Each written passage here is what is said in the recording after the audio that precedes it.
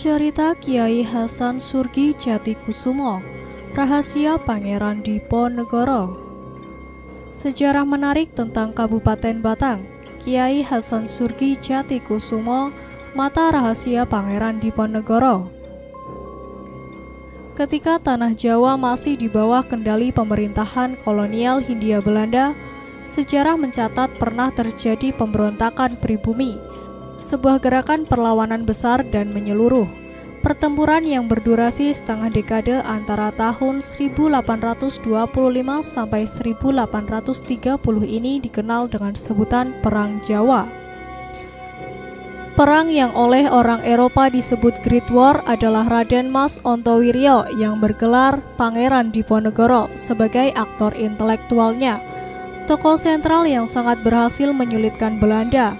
Putra sulung Hamengkubuwono III dari seorang selir bernama Raden Ayu Mangkarwati dari Kesultanan Yogyakarta yang mengambil pilihan berani meninggalkan kemewahan, kenikmatan duniawi yang ditawarkan keraton dan lebih memilih hidup bersatu dengan rakyat.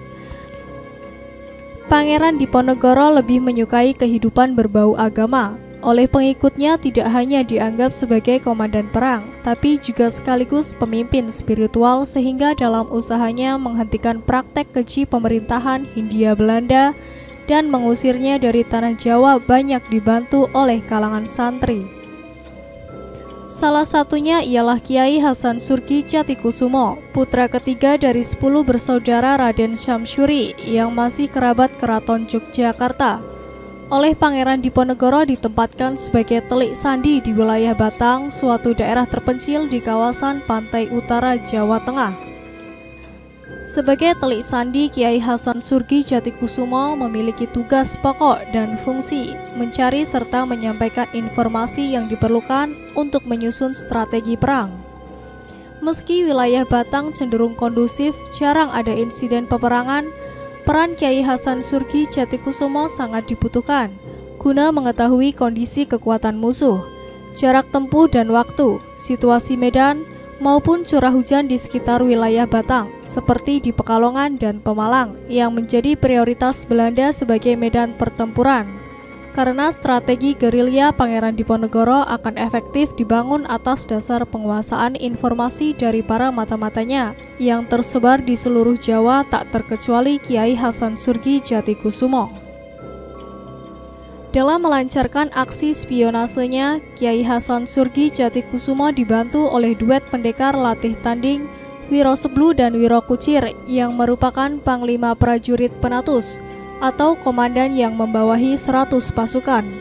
Mereka bertanggung jawab atas kelancaran tugas intelijen, memelihara stabilitas keamanan seperti mengatasi teror begal di alas roban yang sintru dan meresahkan.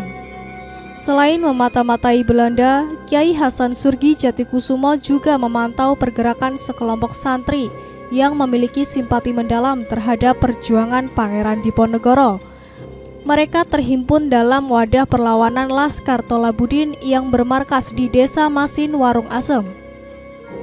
Meski memiliki spesialisasi berbeda antara Kiai Surgi dan Laskar Tolabudin, sama-sama berjuang di bawah instruksi Pangeran Diponegoro selama kurang lebih 5 tahun lamanya, sebelum akhirnya melemah dan tercerai-berai akibat terjebaknya Pangeran Diponegoro oleh aksi curang Belanda. Ditangkapnya Pangeran Diponegoro oleh tipu muslihat licik Belanda membuat jaringan intelijen yang sudah terjalin rapi mengalami kelumpuhan.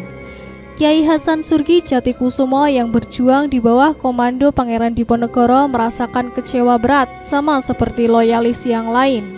Sebagai unsur pelaksana, pemberi masukan dan bukan pengambil keputusan yang menentukan kebijakan, kinerja intelijennya pun kehilangan arah. Kehilangan pemimpin terkasih ternyata melemahkan moral maupun fisik para pejuang Diponegoro. Akhir cerita Perang Jawa serta siapa pemenangnya sudah dapat diketahui.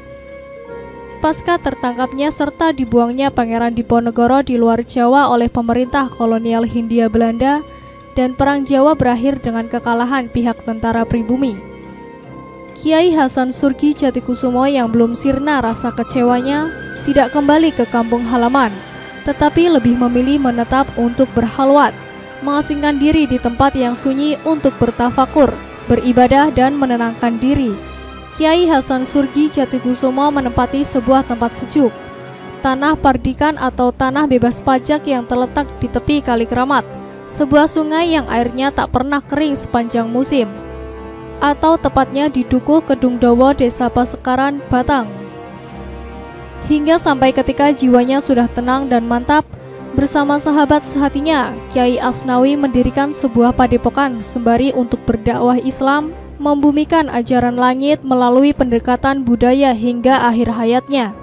Meski tugas dan tujuan utamanya bukan untuk berdakwah, sementara dua orang prajurit perang yang selama ini tulus membantu kerja heroik Kiai Hasan Surgi Jatikusumo, Wiro Seblu dan Wiro Kucir juga memilih untuk tidak pulang.